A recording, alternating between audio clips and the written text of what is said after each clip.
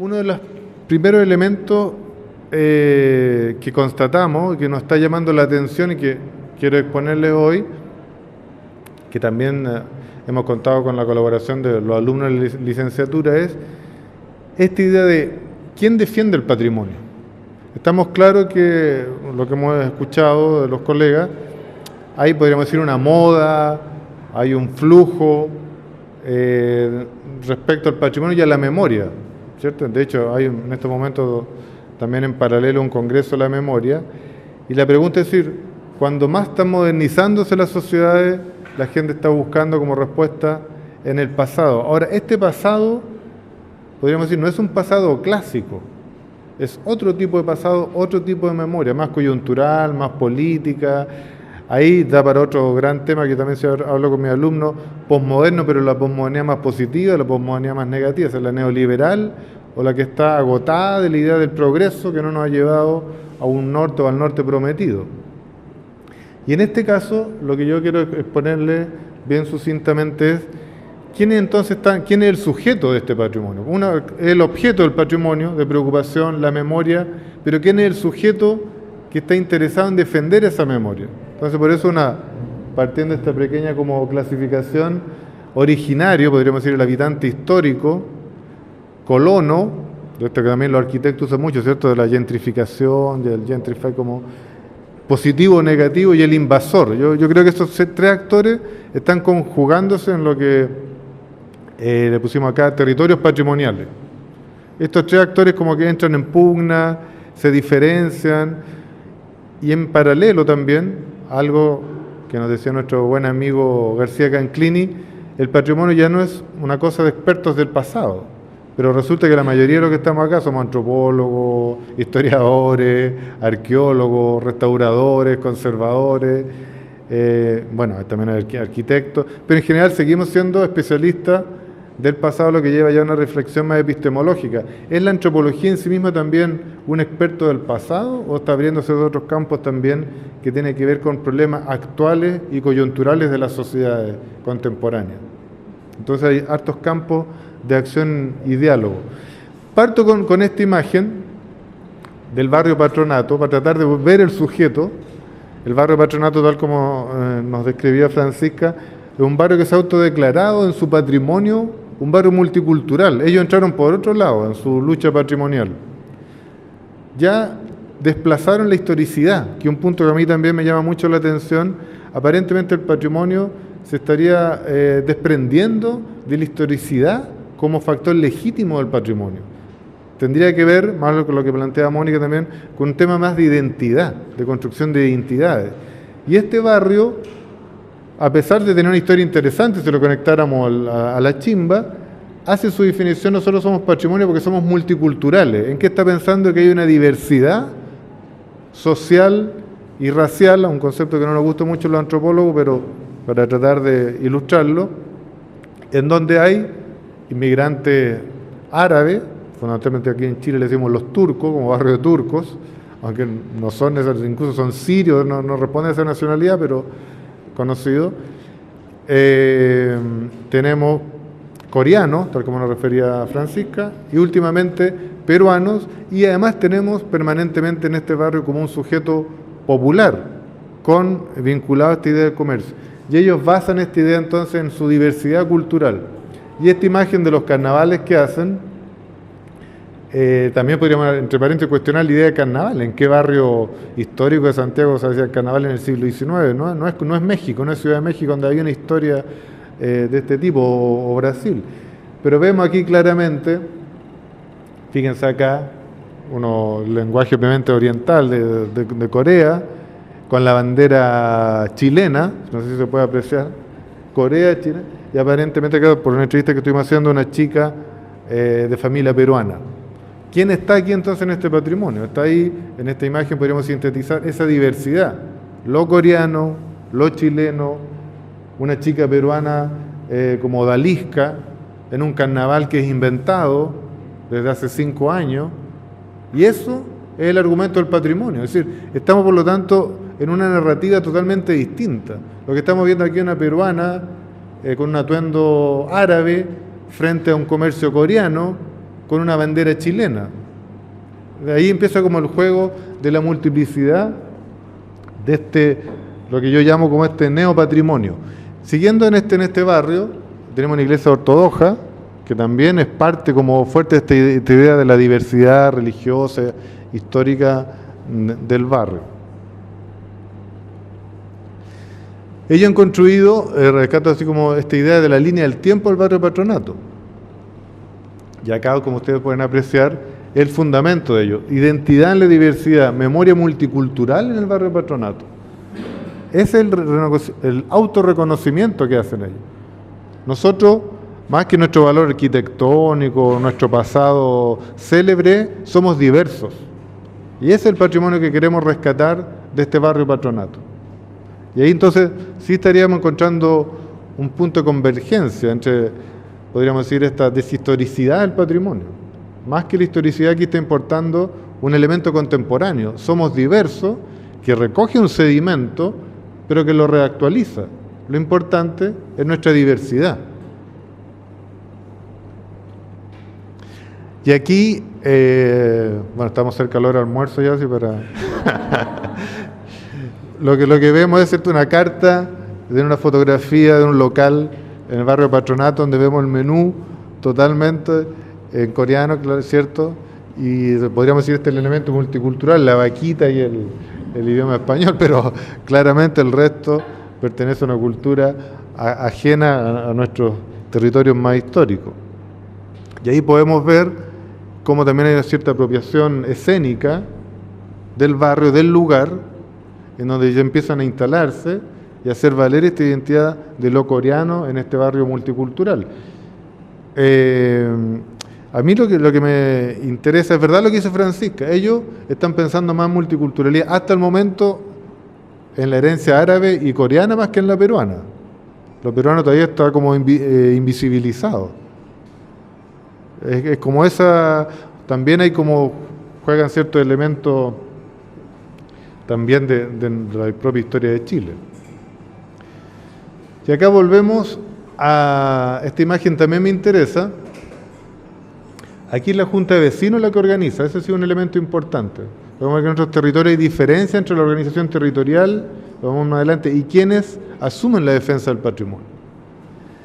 En este caso, muy concordante con la idea de Hobsbawm, ¿cierto?, de la invención de las tradiciones, este barrio decidió que iba a tener un carnaval, y en invierno, de hecho lo dicen ahí, ¿cierto? Carnaval multicultural de invierno en Patronato, algo tampoco muy frecuente en nuestra idiosincrasia chilense. Y aquí vean también esto como, no sé qué tipo de traje esto, pero es como lo veo medio medieval, ¿cierto?, como la serpiente oriental. Empiezan a hacer unas mixturas, unas hibridaciones culturales muy interesantes para llegar a esta idea de un patrimonio vivo, podríamos decir, un patrimonio que se vive, pero no se vive en la forma tradicional, se está reinventando la vivencia patrimonial. Y aquí lo vemos de nuevo desplegado, ¿cierto?, así como es un personaje del siglo XIX, muy elegante, así como la imaginería oriental y la serpiente. Ya habíamos visto esta otra también como odaliscas más peruanas. Y acá tenemos entre medio el norte de Chile, una diablada también en este carnaval. Así que empieza a conjugarse todo. Y aquí vemos un barrio esencialmente comercial, donde está todo, productos más baratos de vestuario y vestimenta, que ve mucha gente el fin de semana. Y en ese escenario del comercio, con diversidad cultural, emerge este carnaval como una tradición inventada, para fortalecer un patrimonio, a partir de una invención. Entonces, las temporalidades empiezan a conjugarse de una manera bastante difusa. Aquí está la reivindicación y la importancia, por eso también lo que se hablaba como de la participación. Es la ciudadanía la que toma ahí como el poder de este patrimonio. Y está invitando, traiga fotografías, revistas, objetos, recetas, canciones. También podríamos hablar de un minimalismo del patrimonio. Yo también lo vi en mi experiencia de mi tesis de doctorado en México, de un barrio obrero en donde una olla es patrimonio, la foto de la abuelita es patrimonio, las cosas más pequeñas, más mínimas, pasan a la categoría de patrimonio, también desprendiéndose de la idea de la monumentalidad del patrimonio. Podríamos decir también como un patrimonio minimalista, Dado que no tengo un gran patrimonio, mi patrimonio son las cosas más pequeñas, las que aparecen más sencillas, pero que a mí me identifican y me construyen mi identidad.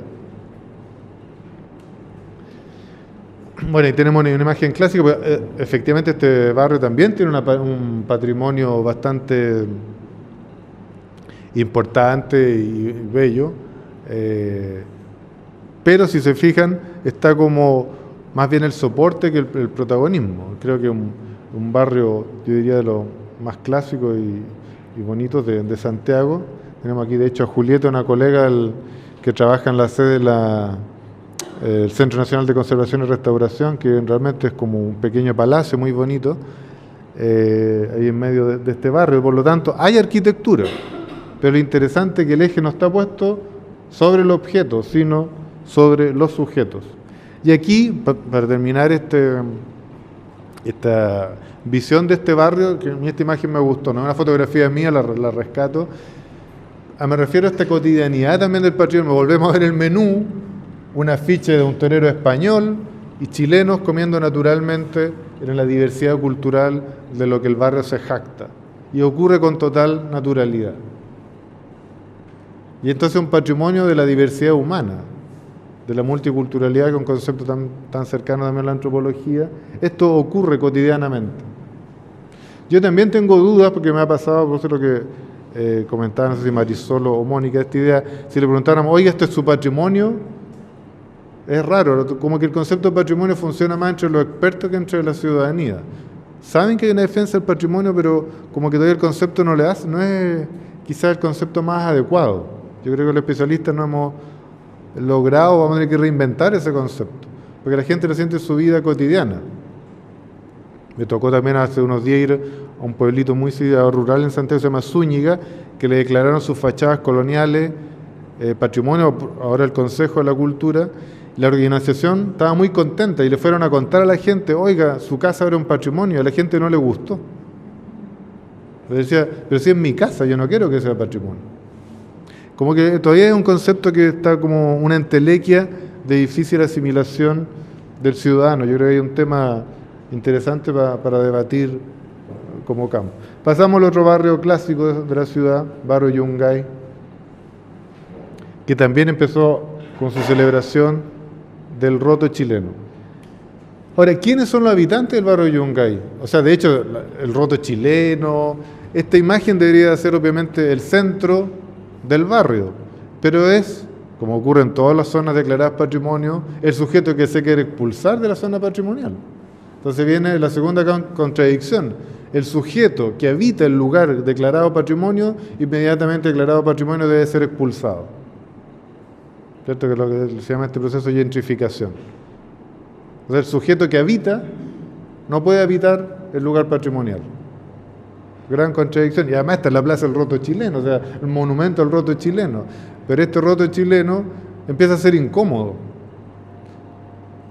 Ahora yo les cuento una anécdota personal, siempre es como feo hablar de uno mismo, pero yo andaba buscando un departamento para comprar y fui a ver este barrio que me gustaba, encandilado por esta imagen patrimonial, pero recuerdo haber ido, yo tengo un hijo pequeñito, y a las 4 de la tarde, efectivamente, el roto chileno en su máxima expresión durmiendo en la plaza, y llegó carabinero y lo sacó a golpe. No era golpe, era como con una cosa que les daba unos golpes de electricidad que los despertaba de la borrachera.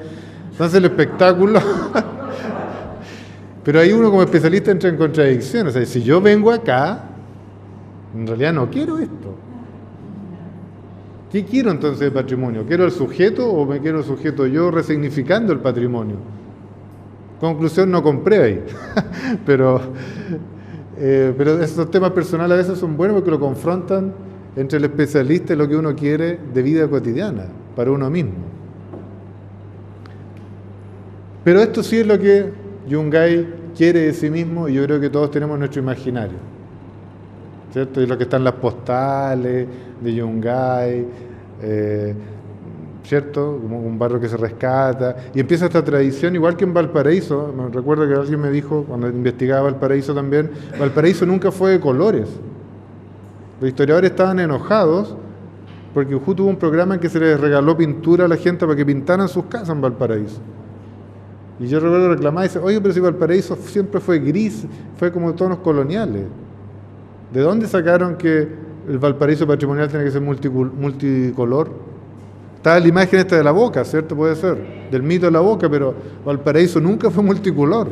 Y aquí en Yungay también empezamos a ver cómo empieza a aparecer esta idea de los colores en un barrio que, como era la colonia chilena, era esencialmente, bueno, siglo XIX más que colonia, pero gris. Pero tenemos estas bellas postales del barrio Yungay, que atrapan y nos invitan a recorrerlas buscando encontrar estos parajes.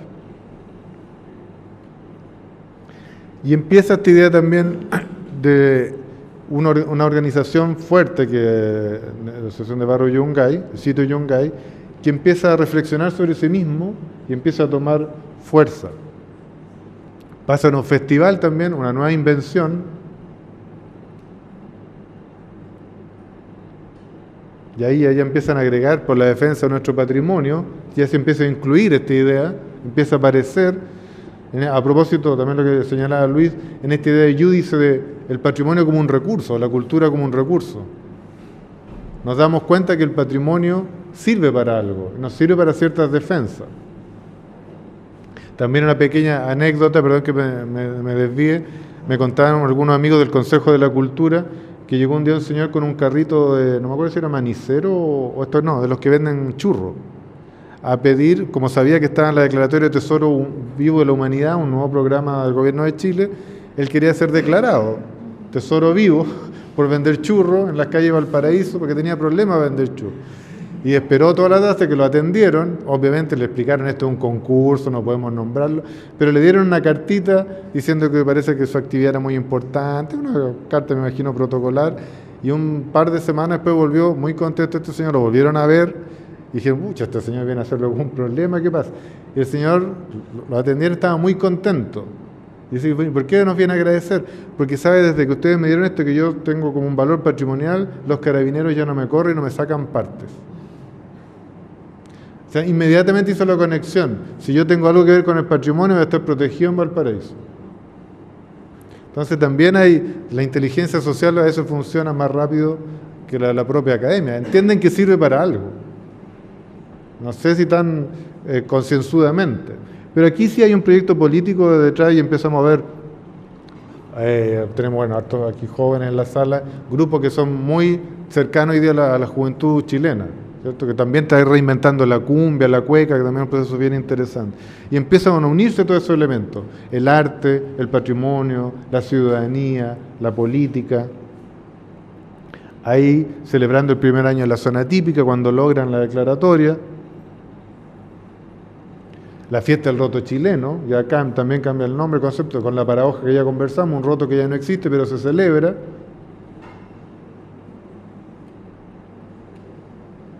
Empiezan ellos a tomar un rol en la formación de gestores del patrimonio, dan un paso incluso. No estamos ante la presencia de activistas sin un sustento conceptual. Ellos empiezan a tener su propia escuela de gestión patrimonial en Santiago, en Valparaíso. A propósito de estas comunidades de la zona, crean este primer congreso de barrios y zonas patrimoniales.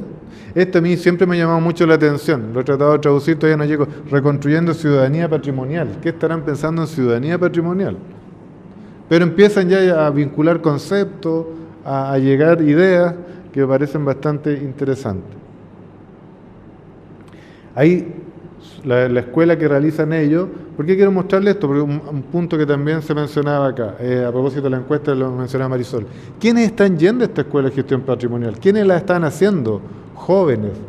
No se alcanza a ver muy bien, pero si tuviéramos una buena... de 30 años hacia abajo. Ahí está el interés por el patrimonio. Y ahí ya me conecto como un poco con el título. ¿Quiénes son los que están defendiendo el patrimonio?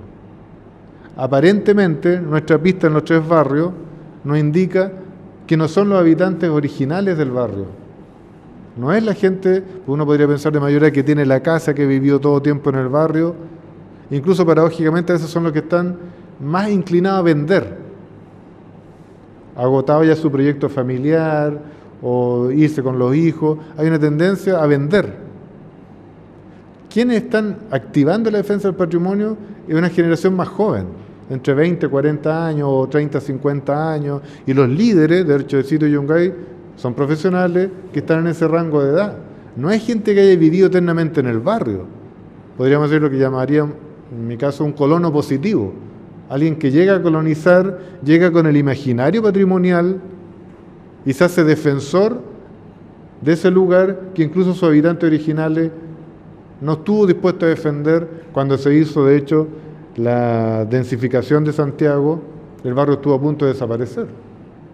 Esta generación más joven, o de mediana edad, como se diría en los libros del Hobbit, son los que están más fuertes en la defensa del patrimonio, porque están reinterpretando la idea patrimonial. Y ellos son muy activos, van al Parlamento, proponen iniciativas, a propósito de esto de la consulta, discuten, participan en protestas, por ejemplo, Patagonia Sin Represa, que vemos a los dos principales líderes del movimiento, a Rosario después la van a reconocer, se involucran en temas, entienden que el patrimonio no está restringido al objeto arquitectónico, sino a un campo de disputa de la ciudad o por la ciudad. Apoyan la toma del liceo de aplicación, un liceo emblemático de los liceos públicos de Chile. Ahí está otro de los principales dirigentes del sitio de Yungay, porque es un barrio que está dentro de Yungay. Entre paréntesis, Yungay se autodeterminó una zona que ellos llaman el Gran Yungay, que incluso llega hasta nuestra universidad. Originalmente el barrio Yungay era más pequeño y ha habido alguna molestia a la gente del barrio Brasil, pero definitivamente fueron superados por la historia. El barrio Brasil es ya como una parte del paisaje del Gran Yungay, por esta fuerza hegemónica que tiene el discurso de lo patrimonial y la buena, podríamos decir, la idea, la politización adecuada de este concepto. Ahí los vemos del movimiento social al poder comunal, basta demoler nuestros barrios, y un elemento muy reciente, muy coyuntural, la líder se lanza de candidata al Consejo Municipal, ¿cierto? No ganó, llegó 13 de 10, pero sacó una votación interesante. Yo creo también su derrota se debió al final que no se incluyó en ninguna de las listas que potencian más votos, fue como absolutamente independiente. Yo creo que ella iba en alguna lista más tradicional de los partidos, yo creo por su voto hubiese salido. Pero es muy bonita esta imagen donde está estas casas así como de construcción, también la autoconstrucción, ahí tenemos el apoyo. Acá otro elemento, tenemos uno de los principales líderes del movimiento estudiantil apoyando a Rosario, ¿cierto? Al dirigente en este caso de la Universidad Católica. Y ahí la tenemos quizá una imagen con que quiero cerrar, recorriendo el barrio con esta nueva pregunta. ¿Quién es el sujeto que está defendiendo el patrimonio? Aparentemente el activo, esta nueva generación es Rosario. La generación mayor tiende a ser más bien como un apoyador coyuntural de alguna iniciativa, pero el corazón de la defensa está en este colono positivo que llegó a fortalecer el patrimonio con un imaginario patrimonial a ese territorio. Y ya para ir cerrando, ver el barrio Matasur, esta es la portada de su expediente que acaban de presentar como zona típica, que es la herramienta que tienen en la legislación chilena. También vemos una muy bonita imagen del barrio, también una defensa emblemática, no la destrucción de Avenida Mata, se refieren a esta avenida que tenía como un bandejón central, que tiene una arquitectura bastante interesante, que no tiene un uso patrimonial. De hecho, ahí hay una ferretería, el segundo piso más bien son prostíbulos. Una farmacia que están defendiendo ahora porque podría afectarse por la nueva extensión del metro.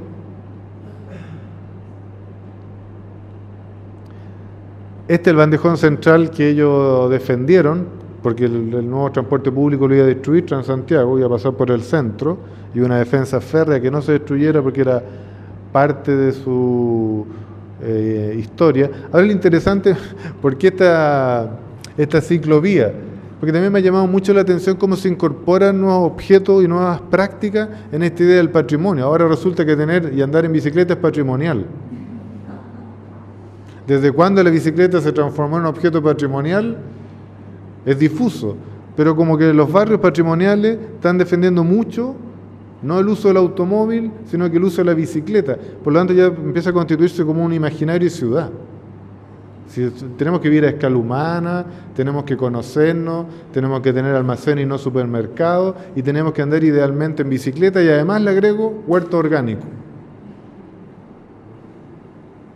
O sea, hay un conjunto, un imaginario que se desplaza el objeto y empieza a incorporar otro objeto. Ahí también hay, como vemos, mayoritariamente gente joven, hasta con sus mascotas ahí apoyando, que está detrás de esta defensa. Lo que a mí me parece obviamente sano y auspicioso. Ahí tenemos el lanzamiento de calles de adoquines con boletín. Ahí sí hay una combinación como de los abuelitos del barrio con los nietos y amigos, que esta publicación, tienen un boletín patrimonial, donde sí ahí rescatan imágenes de su pasado.